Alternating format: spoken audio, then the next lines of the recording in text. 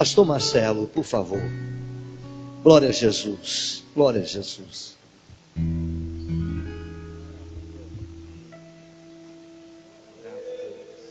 A paz do Senhor a todos, amém?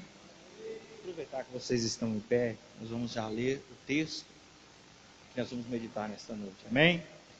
Abra sua Bíblia no Evangelho de São Mateus, capítulo 6. Graças a Deus. Evangelho de Mateus, capítulo 6.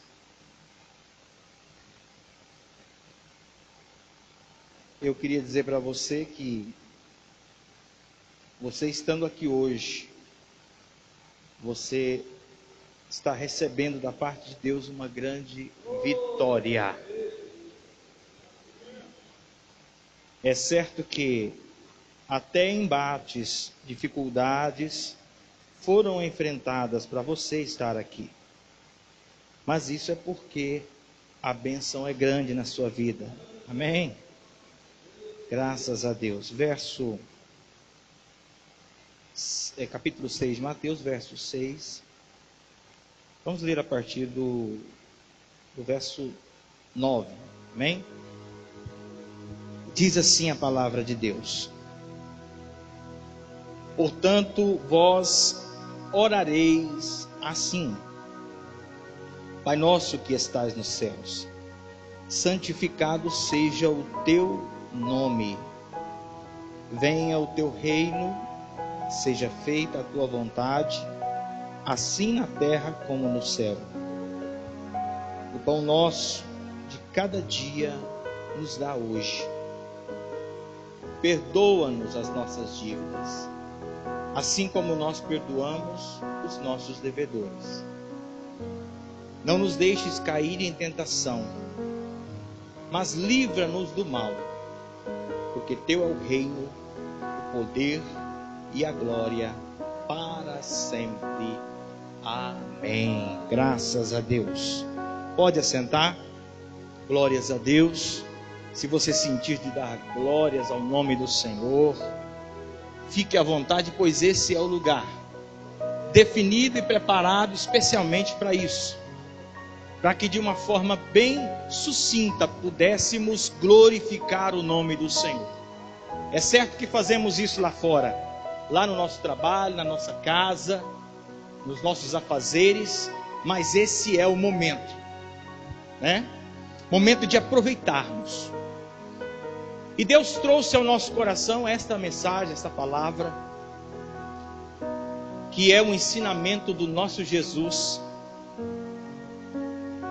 de uma oração modelo. É como se ele dissesse assim: olha, se você não sabe orar, eu vou dizer umas palavras para você, como você poderá se dirigir a Deus.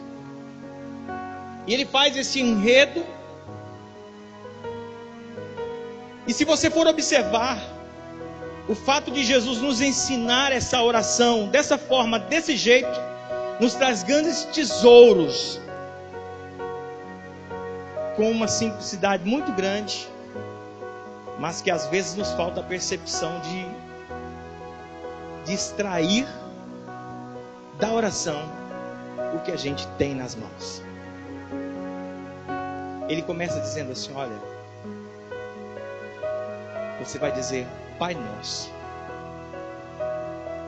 Ele diz assim: você vai chamá-lo de Pai.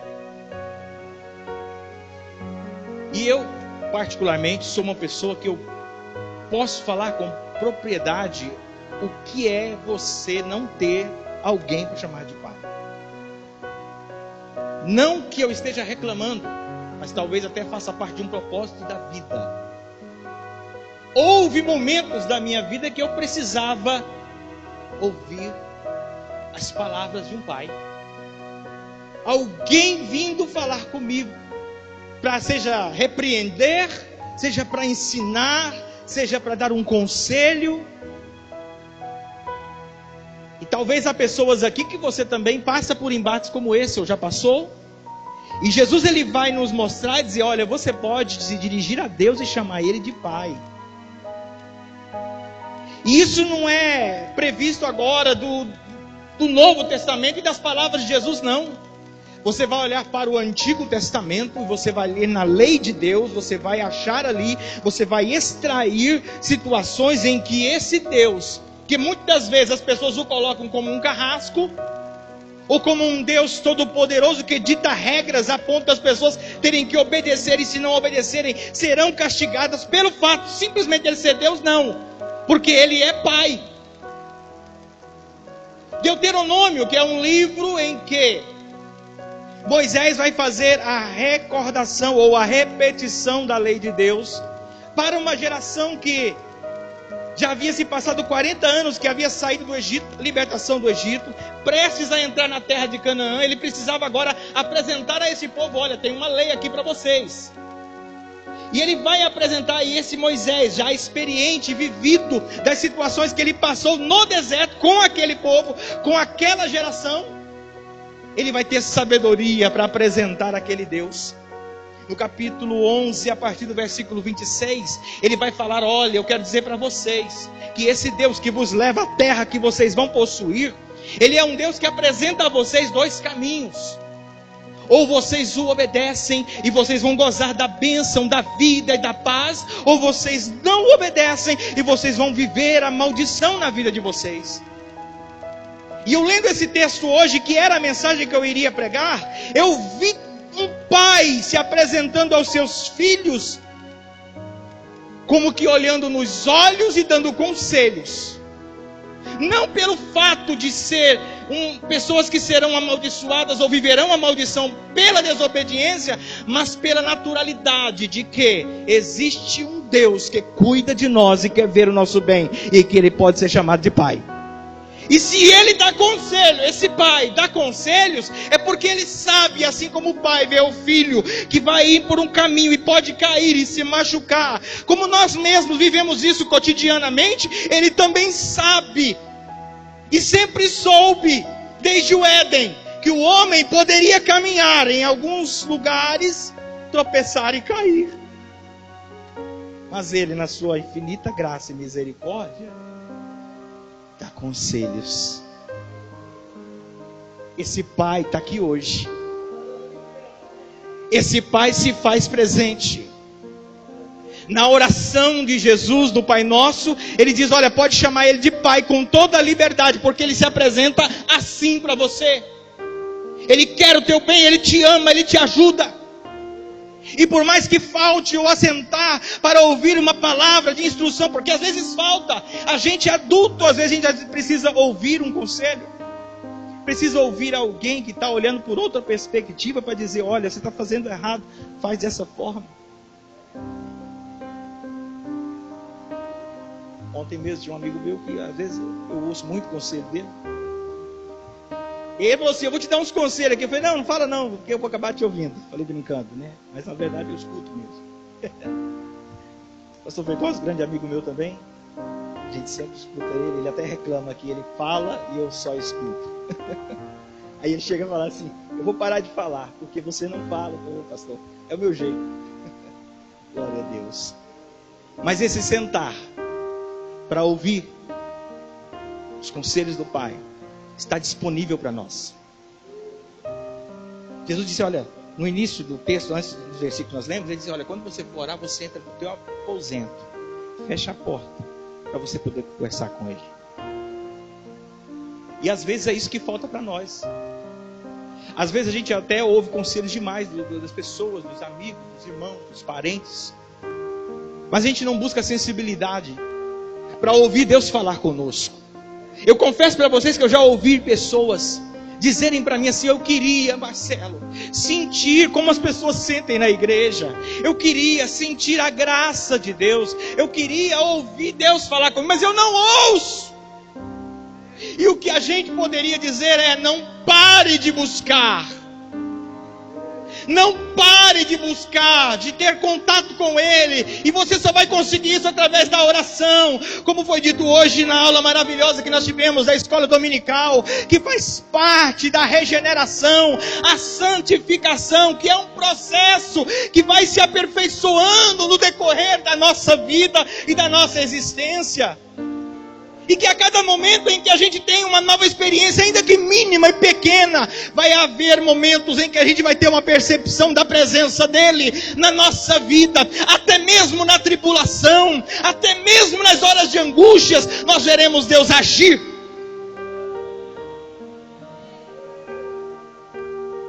Um amigo meu mandou umas fotos esses dias, logo pela manhã, uma batida que teve no carro, arrebentou com o carro.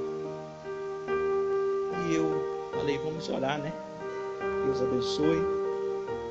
E Deus foi tão bom que havia feito o pedido para transferir o seguro para um outro veículo. A seguradora havia demorado para fazer a transição. E deu tempo deles cancelarem e fazer uso do seguro. Para por aí não. A seguradora mandou o carro para a oficina. E eu estava pensando em vender o carro. Só com dificuldade para vender, né? De repente a seguradora mandou uma mensagem que já estava preparando tudo para pagar o carro por inteiro, porque deu perca total. E enfim, se você numa primeira análise, você olha a situação, você pensa, meu Deus, não há nada ruim que não possa ficar pior, né? Existe esse ditado. Certa vez aqui na porta da igreja, eu pensando em vender um carro que eu tinha, um Cruze. E quem teve Cruze sabe que é um carro que não vende fácil. Ou é para quem gosta, ou quando é a mão de Deus mesmo para ajudar, né? E a gente ficou na igreja aqui até tarde. De repente a gente chegou, entra todo no carro. O rapaz chega armado e falou, desce, desce. A gente desceu, entregou o carro. Minha esposa passou mal. E no final das contas, a seguradora pagou o carro integral. Enfim, até na tribulação, Natan, a gente tem que ver a mão de Deus agir. É por isso que a gente não pode reclamar. Em tudo Deus tem um propósito. Você foi chamado por Deus. E ainda que o que está acontecendo não seja projeto de Deus, Deus sempre prepara um aprendizado para você naquilo. Você terá percepção de que você aprenderá porque você está debaixo da mão do seu Pai. Você tem alguém que olha para você, que cuida de você, não só no mundo físico e material, mas também Ele avalia todos os seus sentimentos. Esse Pai que eu estou falando é o mesmo Pai, Deus de Elias, que cuidou dele nos momentos de angústia. Em plena depressão profunda, Deus cuida dele. Deus prepara um passeio pela natureza. Deus prepara um ribeiro. Deus prepara uma sombra. Deus prepara comida. Deus prepara um momento para ele descansar e dormir bem, porque pessoa depressiva precisa disso. E Deus prepara todos os meios necessários para Elias se restaurar. E às vezes Deus está cuidando de nós, preparando todos os cenários para a gente se restaurar e se preparar, e a gente ainda está reclamando. Esse Pai está presente. Pode chamar Ele de Pai. Entra para o teu quarto, levante a sua mão, feche os seus olhos, diga: Pai nosso, meu Pai, eu preciso do Senhor.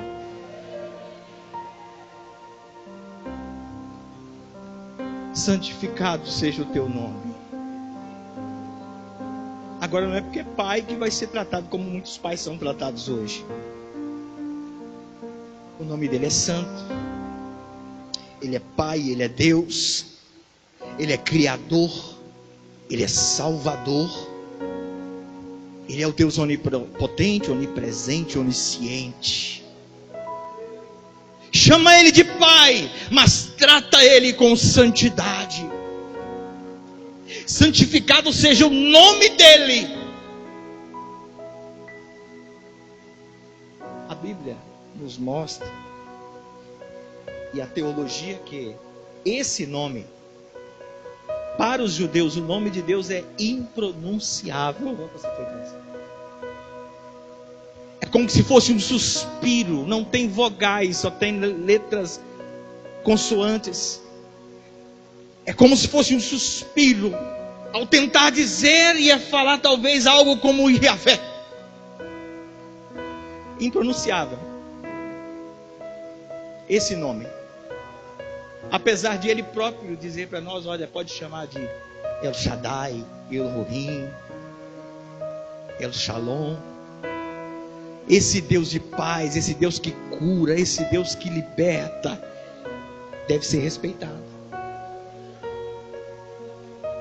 Às vezes, tantas pessoas tratam Deus como qualquer Deus.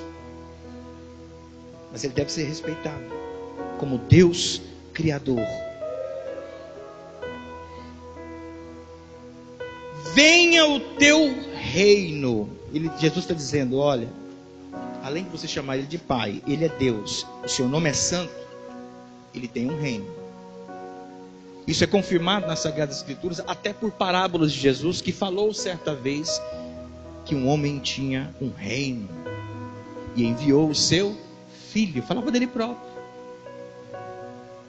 Esse reino está preparado.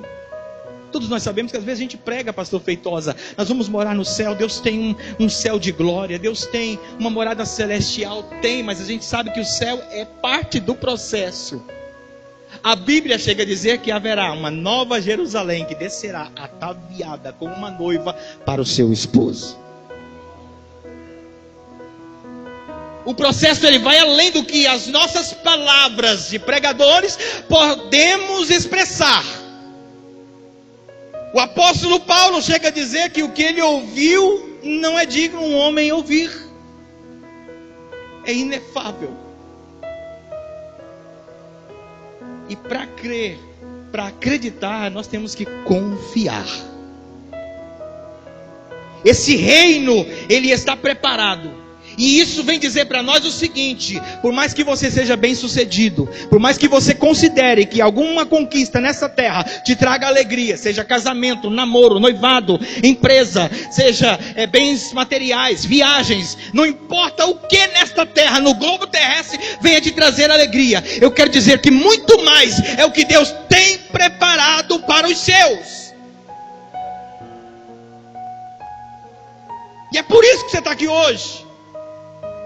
Talvez nós imaginamos que o pretexto é: eu vou na igreja para receber uma benção material, eu vou na igreja porque eu estou triste, eu vou na igreja. Não, o Espírito de Deus nos trouxe aqui para nos preparar, nos conduzir nesse processo de santificação, que é através da palavra, pois este púlpito faz parte do processo de Deus para conduzir a sua igreja nesta terra.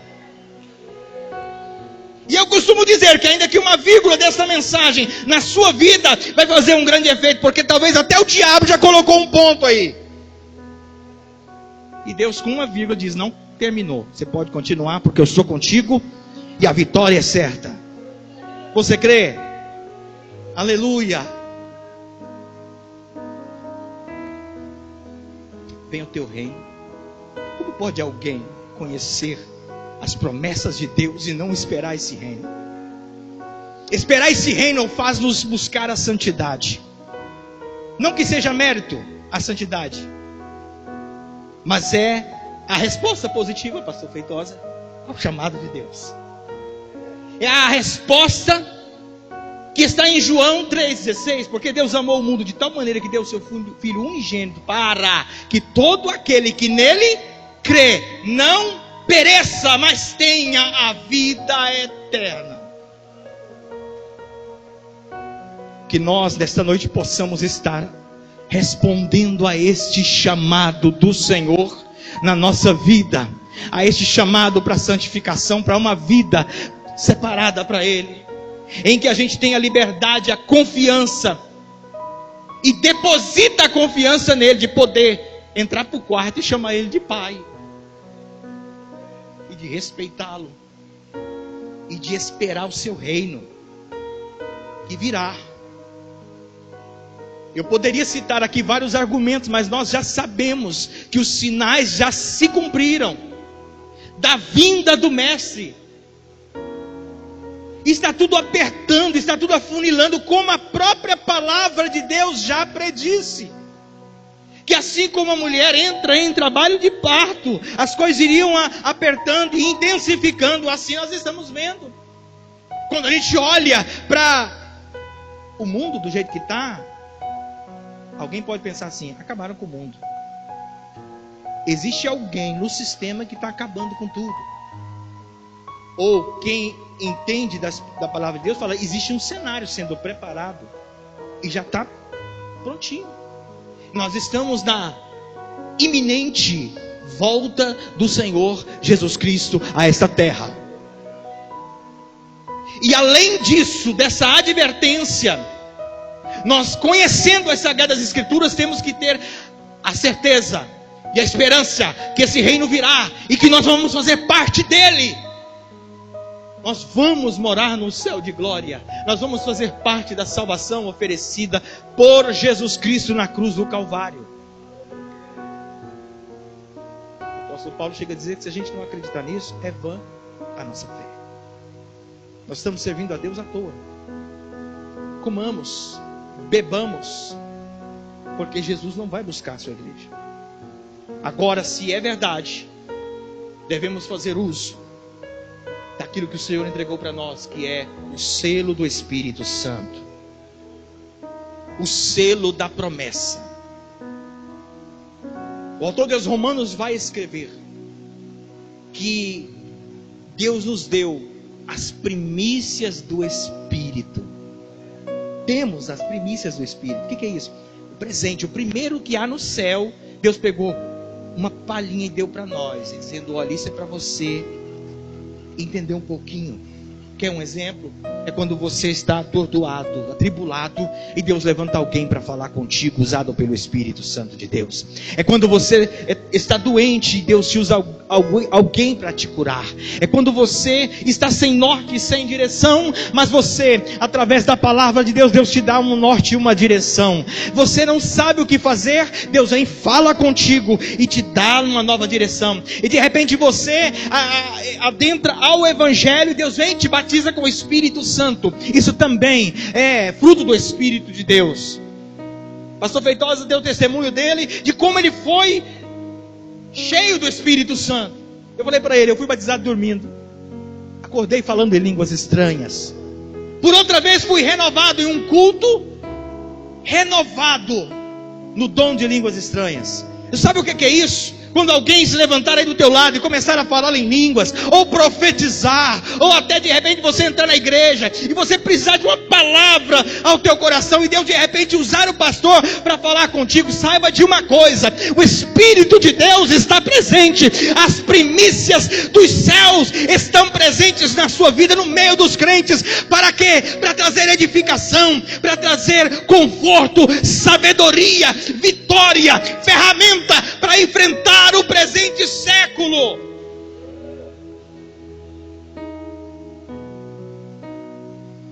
Aproveitemos as oportunidades que Deus tem nos dado.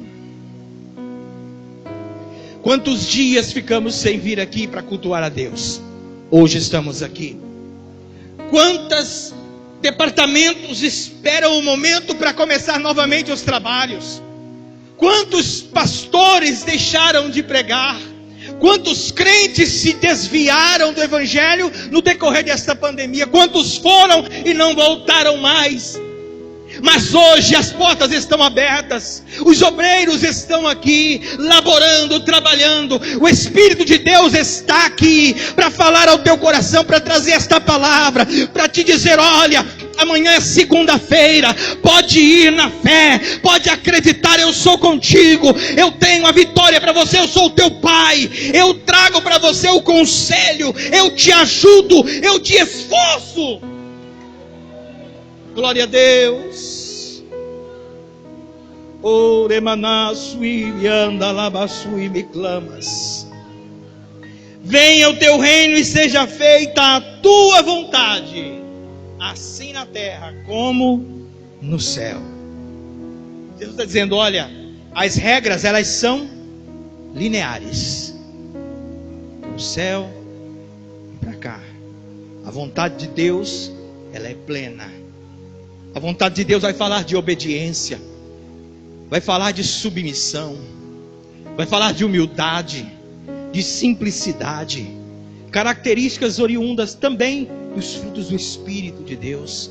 Por mais que alguém possa dizer assim: eu sou muito carrancudo, eu sou muito mau, eu sou muito errado, eu sou muito pecador, eu sou muito isso, eu sou muito aquilo. Eu quero dizer para você que o Espírito de Deus, ele pode trabalhar no coração mais atribulado desta terra e fazer dele e dela um homem e uma mulher de Deus.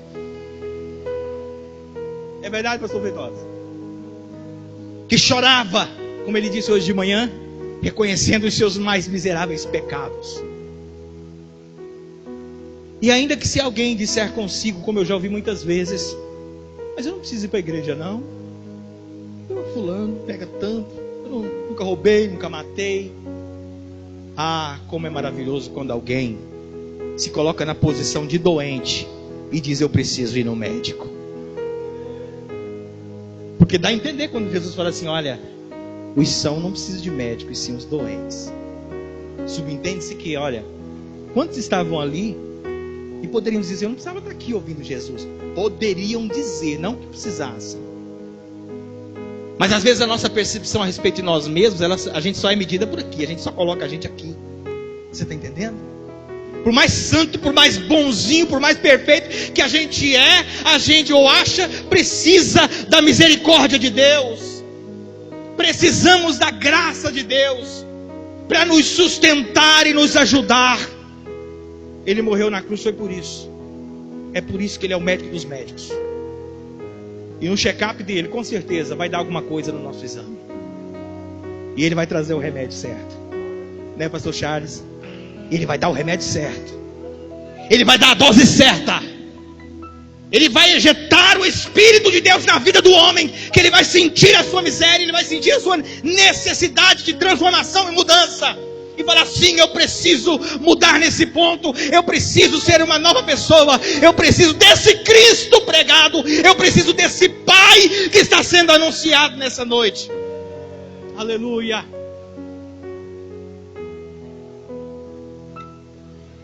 Verso 12: perdoa-nos as nossas dívidas, assim como nós perdoamos os nossos devedores. O exercício do perdão, ele tem que ser constante na nossa vida. Eu, graças a Deus, eu tenho uma família que perdoa, porque lá em casa o que mais peca sou eu. Até brinco com a minha esposa, e eu peço muito perdão para ela. Aí esses dias minha filha olhou para mim assim: eu errei, e ela virou assim, falou assim: tá, não vai reconhecer? Eu falei: desculpa, se é um perdão que você está precisando, isso não é problema para mim, me perdoa. Aí ela desconcertou, não teve jeito.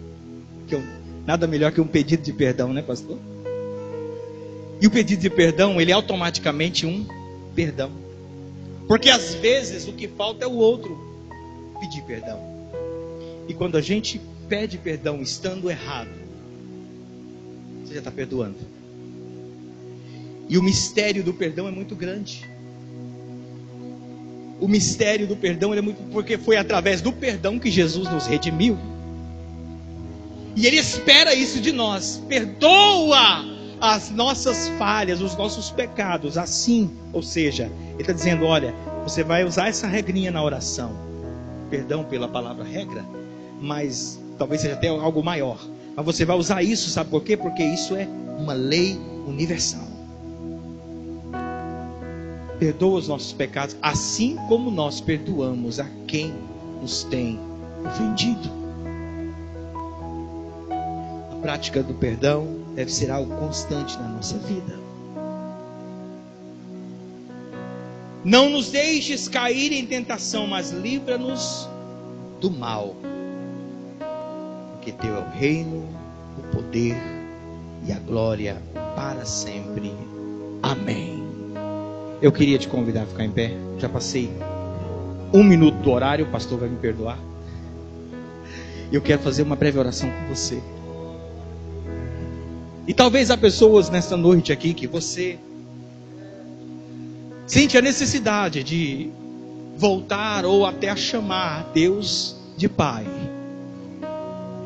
Parece simples, essa simples frase, mas eu quero dizer para você que isso vai fazer uma grande diferença na tua vida. A partir de hoje, a minha oração é que você, ao chamar Deus de Pai, expresse o sentimento de um filho que precisa dele, que depende dele, que tem ele como cuidador e ajudador. E assim nós seremos abençoados por esse Pai maravilhoso. Senhor Deus, nós te agradecemos, ó Pai, pela tua palavra, por este culto. Obrigado pela igreja que o Senhor preparou para que estivéssemos aqui. Obrigado, Senhor, pelo Teu Espírito Santo que tem trabalhado fortemente neste lugar. Usado os Teus servos, a liderança, o pastor dessa igreja. Senhor, tudo aqui é Teu. Esses irmãos são Teus, esses crentes são Teus, esse ministério é Teu, e por isso, Senhor, nós aqui reconhecemos que Teu é o poder, a honra e a glória para todos sempre. Amém. Você pode adorar a Deus. Adore o Senhor com a sua oferta. Louva a Deus com a sua oferta. Glória a Jesus. Teu reino buscamos. É verdade. Adorar o Senhor. Seja Glória a Deus. Aleluia. na terra como é no céu. Deixa o céu descer na terra como é no céu. Deixa o céu descer. Oh, glória a Deus. Deixa o céu descer. Deixa o céu descer. Deixa o céu descer.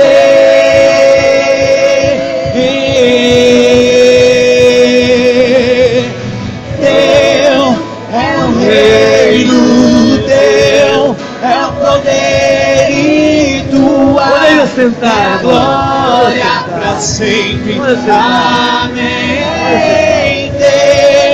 É o reino teu, é o poder e tua é a glória para sempre.